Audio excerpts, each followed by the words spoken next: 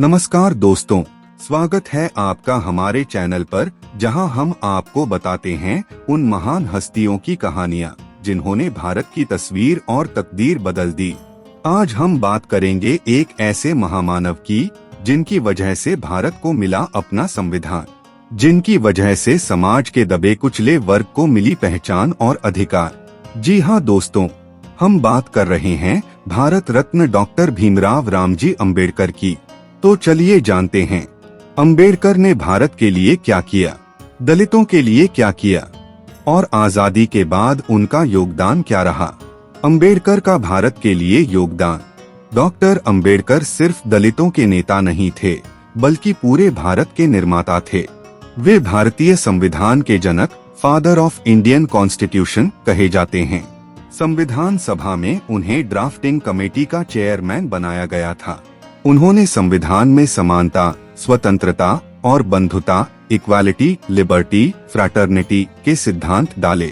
जाति, धर्म और लिंग के आधार पर भेदभाव को खत्म किया और हर नागरिक को बराबरी का अधिकार दिया। उन्होंने शिक्षा, महिला अधिकार और लोकतंत्र को मजबूत करने पर जोर दिया। अंबेडकर का मानना था कि बिना शिक्षा के समाज का उत्थान असंभव है, इसलिए उन्होंने एजुकेट, एजिटेट, ऑर्गेनाइज का नारा दिया। अगर आज भारत एक लोकतांत्रिक और आधुनिक राष्ट्र है, तो उसकी नींव अंबेडकर के विचारों ने ही रखी। दलितों के लिए अंबेडकर का योगदान। डॉक्टर अंबेडकर का पूरा जीवन दलितों और शोषित समाज के उत्थान के लिए समर्पित था। उन्होंने दलितों को अस्पृश्य कहकर बहिष्कृत करने की परंपरा के खिलाफ आवाज उठाई। 1927 में उन्होंने महाड़ सत्याग्रह किया और दलितों को सार्वजनिक तालाबों और मंदिरों में प्रवेश का अधिकार दिलाया। 1930 में उन्होंने काला राम मंदिर आंदोलन चलाया।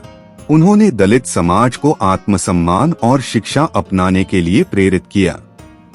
राजनीतिक रूप से भी दलितों को अधिकार दिलाने के लिए उन्होंने काम किया और डिप्रेस्ड क्लासेस को एक नई पहचान दिलाई। अंबेडकर ने यह साफ कहा था कि मैं उस धर्म को नहीं मान सकता जो इंसानों के साथ इंसान जैसा व्यवहार नहीं करता। आजादी के बाद अंबेडकर का योगदान। भारत की आजादी के बाद अंबेडकर को देश के पहले कानून मंत्री बनाया गया। उन्होंने हिंदू कोड बिल लाने की कोशिश की, जिससे महिलाओं को संपत्ति और तलाक जैसे अधिकार मिलते। 1951 में उन्होंने यह बिल पास करवाने की कोशिश की, लेकिन विरोध के कारण उन्हें इस्तीफा देना पड़ा। इसके बाद उन्होंने राजनीति में सक्रिय रहते हुए शेड्यूल्ड कास्ट्स फेडरेशन जैसी संस्थाएं बनाई। 1956 में उन्होंने बौद्ध धर्म अपनाया और लाखों दलितों को भी बौद्ध धर्म अपनाने के लिए प्रेरित किया।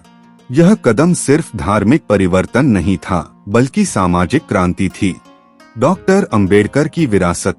आज अंबेडकर सिर्फ एक व्यक्ति नहीं, बल्कि एक विचारधारा है। उन्होंने भारत को आधुनिक लोकतंत्र दिया। उन्होंने दलितों को स्वाभिमान और अधिकारों की लड़ाई लड़ने का रास्ता दिखाया।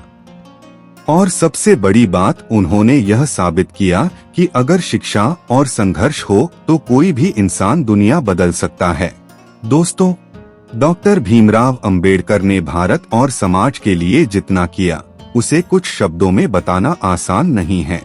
वो आज भी हर पीढ़ी के लिए प्रेरणा है। अब सवाल आपसे, क्या आपको लगता है कि आज भी अंबेडकर के विचारों को पूरी तरह अपनाया गया है, या समाज को अभी और बदलाव की जरूरत है? अपनी राय हमें कमेंट सेक्शन में जरूर बताइए। वीडियो अच्छा लगे तो लाइक और शेयर करना मत भूलिए, और हाँ, चैनल को सब्सक्राइब जरूर कीजिएगा। मिलते हैं अगली वीडियो में एक और प्रेरणादायक कहानी के साथ।